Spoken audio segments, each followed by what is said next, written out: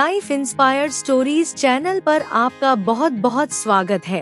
Video शुरू करने से पहले कृपया आप मेरे चैनल को सब्सक्राइब जरूर करें और साथ में बेल आइकन को भी दबा दें ताकि मेरे नए वीडियो का नोटिफिकेशन आपको मिल जाए। और अगर वीडियो अच्छा लगे तो कृपया लाइक, कमेंट और ज्यादा से ज्यादा शेयर करें। अब देर न करते हुए आज की कहानी शुरू करते हैं। दोस्तों, भगवान का नाम जप करने से क्या होता है?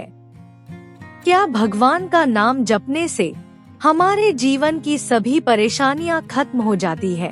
और क्या नाम जप करने से हमें मोक्ष की प्राप्ति होती है?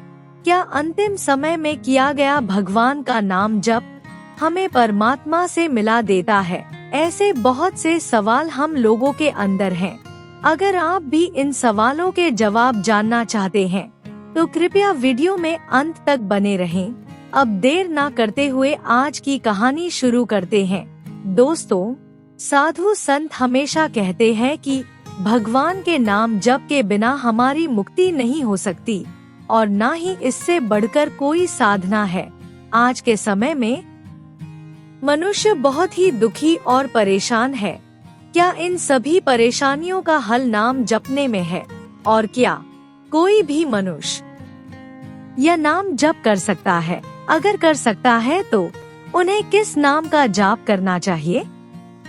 क्या हम किसी भी भगवान का नाम जप सकते हैं या फिर गुरु के द्वारा दिया गया नाम ही सबसे उत्तम होता है?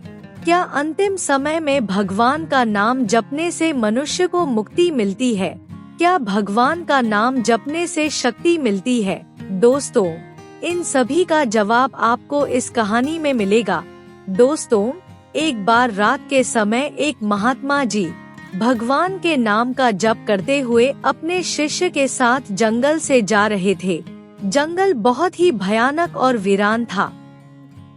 शिष्य को इस बात का डर था कि कहीं कोई जंगली जानवर उन पर हमला न कर दे, लेकिन महात्मा जी इन सब चीजों से बेखबर अपनी मस्ती में भगवान का नाम जपते हुए चले जा रहे थे।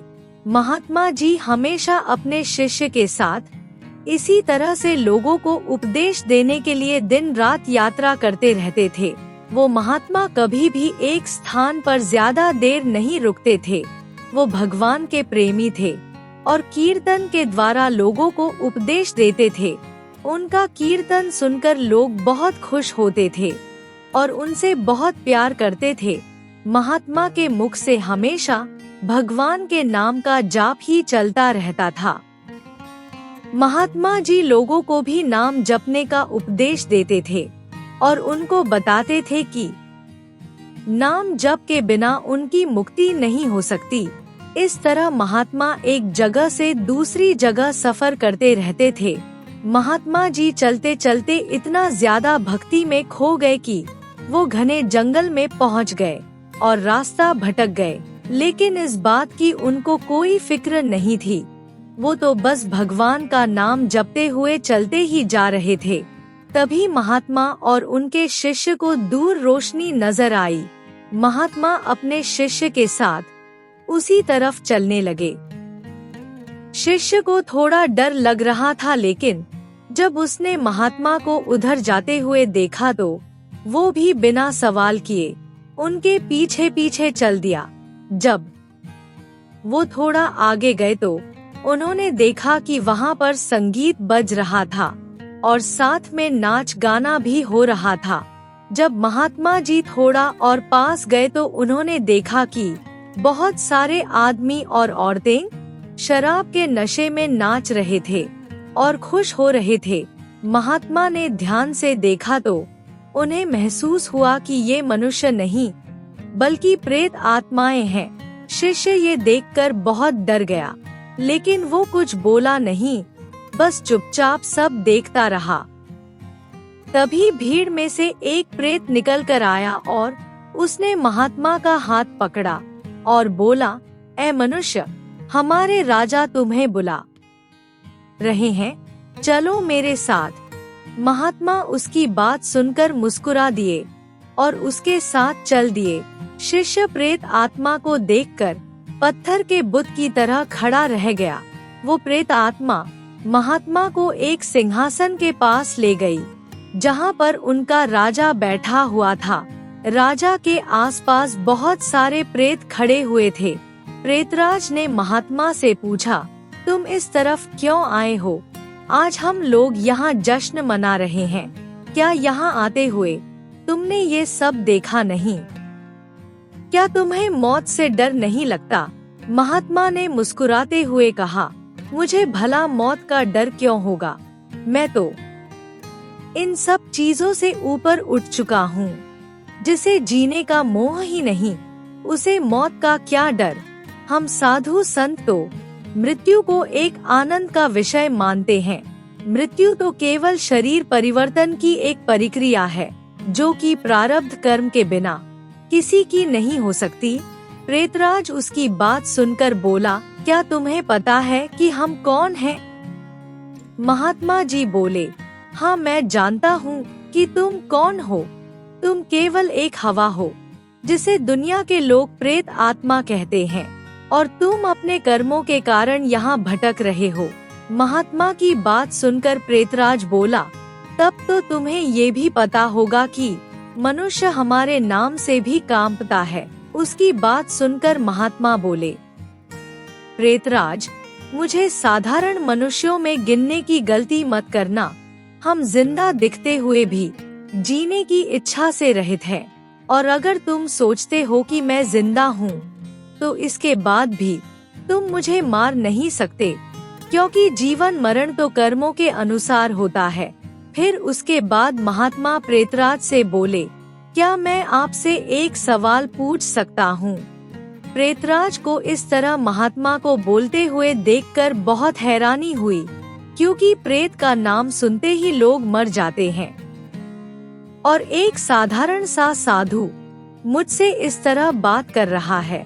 तब प्रेतराज को महसूस हुआ कि ये महात्मा कोई साधारण महात्मा नहीं है, इसलिए वो बोला, पूछो क्या पूछना चाहते हो? तब महात्मा ने कहा, प्रेतराज, आज यहाँ जश्न क्यों मनाया जा रहा है?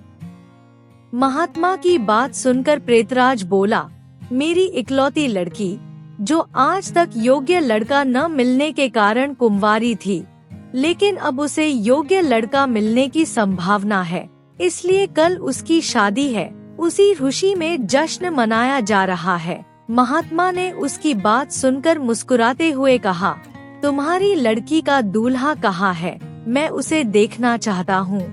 दोस्तों, पूर्ण महात्मा को सब कुछ पता होता है, लेकिन उसके बावजूद वो इस तरह का व्यवहार करते हैं जैसे कि वो कोई साधारण मनुष्य हो। तब प्रेतराज बोला, जीवन के मोह को त्यागने वाले असाधारण महात्मा, वो मनुष्य अभी तक हमारी तरह प्रेत योनि में नहीं आया। वो पास के गांव में रहने वाले एक धनी आदमी का बेटा है, लेकिन वो बहुत ही दुराचारी और दुष्ट इंसान है, और इसलिए उसे एक भयानक बीमारी हो गई है, और कल शाम से पहले उसकी मौत हो जाएगी, और फिर उसके बाद उसे प्रेत योनि मिलेगी। तब मेरी लड़की की शादी उसके साथ होगी। इसलिए आज पूरी रात हम शराब पीकर इस बात की खुशी मनाएंगे। महात्मा उसकी बात सुनकर मुस्कुरा दिए।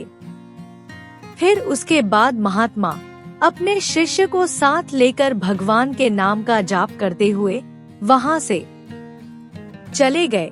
शिष्य को अभी तक कुछ भी समझ नहीं आ रहा था। वो एक पत्थर की तरह महात्मा के साथ खिंचा चला गया।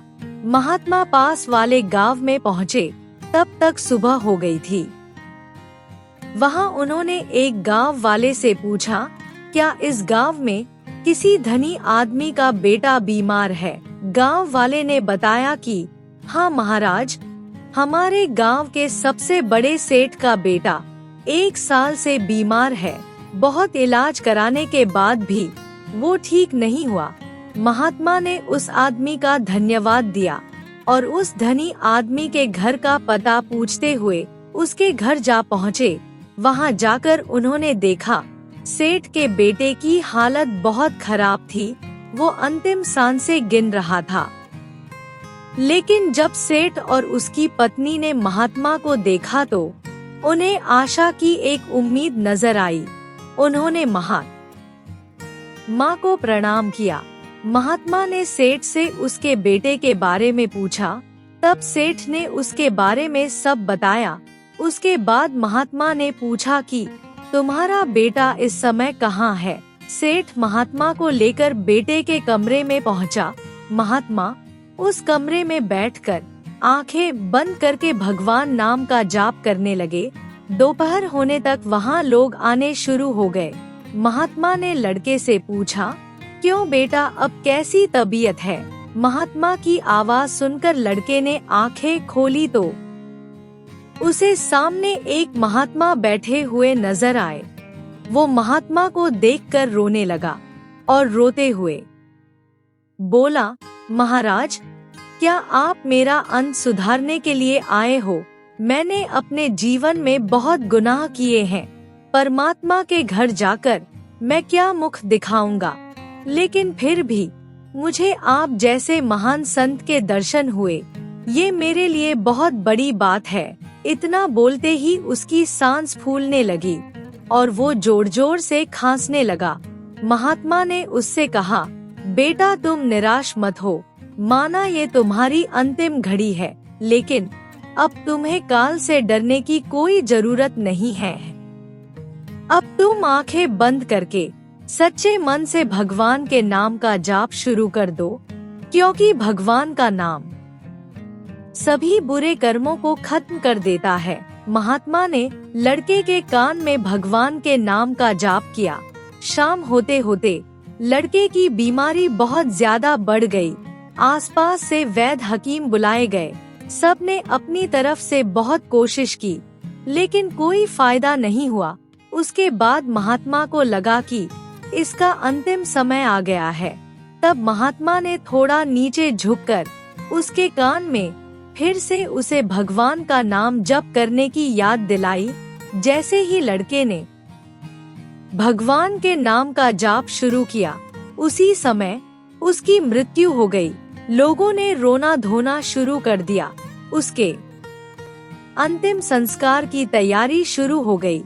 फिर महात्मा चुपचाप अपने शिष्य के साथ वहां से चल दिए। नदी के किनारे आकर उन्होंने स्नान किया और फिर नाम का स्मरण करते हुए वहां से चल दिए। शाम हो गई थी। महात्मा जी चलते चलते रात के समय फिर से प्रेतराज के डेरे के पास पहुँचे, जहाँ पर बीती रात सभी प्रेत जश्न मना रहे थे। वहां पहुंचकर महात्मा ने देखा कि प्रेतराज निराश होकर अपने सिंहासन पर बैठा था। आज वहां नृत्य, शराब आदि कुछ भी नहीं था। चारों ओर मातम छाया हुआ था। सभी प्रेत रो रहे थे। महात्मा ने उससे पूछा, प्रेतराज, कल तो यहाँ पर बहुत बड़ा जश्न मनाया जा रहा था, लेकिन आज इतना मातम क्यों? क्या कुछ बुरा हो गया है? तब प्रेतराज ने कहा, हाँ महात्मा जी, इसलिए हम सभी रो रहे हैं। हमारा तो सब कुछ खत्म हो गया है। मेरी बेटी की आज शादी होने वाली थी, लेकिन अब वो कुंवारी ही रहेगी।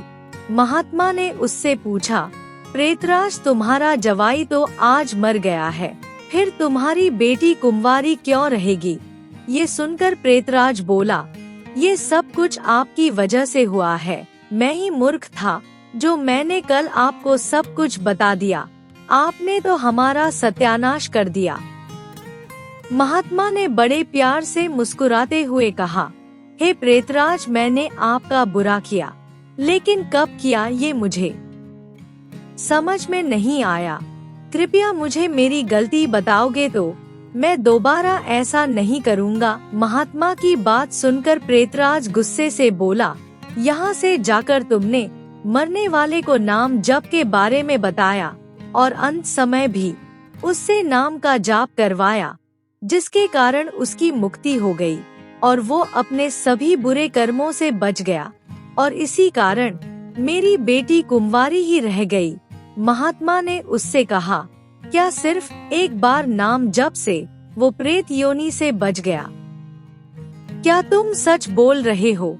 प्रेतराज बोला, महाराज, जो मनुष्य भगवान के नाम का जाप करता है वो नाम जप के प्रताप से कभी भी प्रेत योनि में नहीं जाता। और ये बिल्कुल सच है कि भगवान के नाम जप में मनुष्य के उद्धार की ताकत होती है। भगवान के नाम के जप का प्रताप सुनकर महात्मा जी हल्के हल्के मुस्कुराने लगे, क्योंकि महात्मा जी सब कुछ पहले ही जानते थे। वो उस गांव में केवल उस लड़के का उद्धार करने के लिए ही आए थे।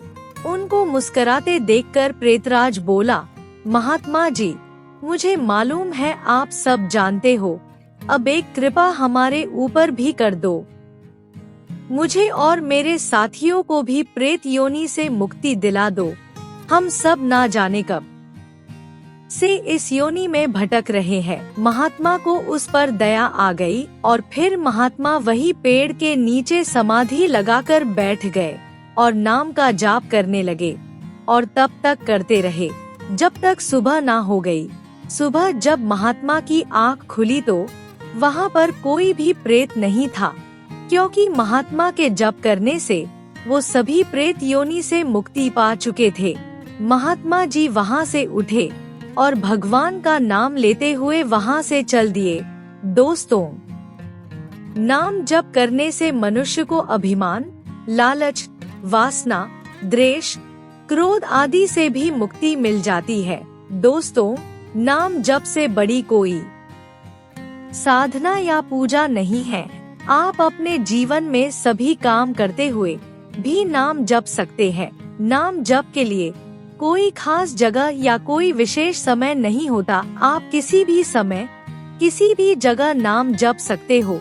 दोस्तों, मेरा सभी से यही कहना है कि सभी लोग बिना नागा नाम जपते रहो, क्योंकि 84 से निकलने का केवल यही एक साधन है।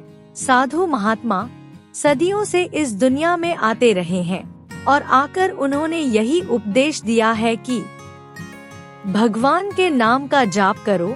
दोस्तों, नाम जपने से हमारे अंदर शांति और सब्र आ जाता है, जिसके कारण जीवन की कठिनाइयां हमें महसूस नहीं होती। नाम जपने से मनुष्य परमात्मा को मिलता है। नाम जपने से तो मनुष्य के अंदर से मौत का भय भी समाप्त हो जाता है, क्योंकि नाम जपने वाला इन सब चीजों से ऊपर उठ जाता है और वो रोज अपने समय पर नाम जपने बैठ जाता है, ताकि वो परमात्मा के दर्शन अपने अंदर से कर सके। इसलिए दोस्तों, नाम जप की शक्ति बेअंत है। इसलिए आज से ही, बल्कि अभी से इसको शुरू कर देना चाहिए। दोस्तों, अगर आपको ये कहानी अच्छी लगी हो तो कृपया लाइक, कमेंट और शेयर जरूर करें। आपके प्यार और स्नेह के लिए बहुत बहुत धन्यवाद।